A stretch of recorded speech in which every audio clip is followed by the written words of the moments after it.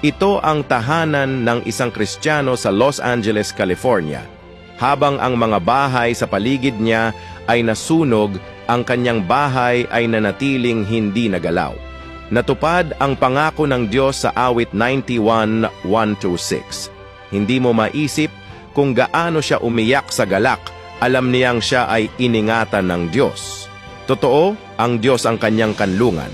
Sabi ng Diyos, sinumang taos na gumugugol at iniaalay ang kanyang sarili sa akin ay tiyak na pangangalagaan ko hanggang sa kaduluduluhan.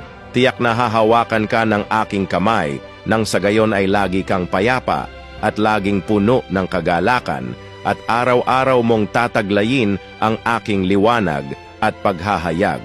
Tiyak na dudoblehin ko ang aking mga pagpapala sa iyo, nang sa gayon ay mayroon ka ng kung anong mayroon. Ako at taglay mo kung ano ako. Ang ibinigay sa loob mo ay ang iyong buhay at walang makakakuha nito mula sa iyo. Huwag mong guluhin ang iyong sarili o malumbay. Sa loob ko ay mayroon lamang kapayapaan at kagalakan.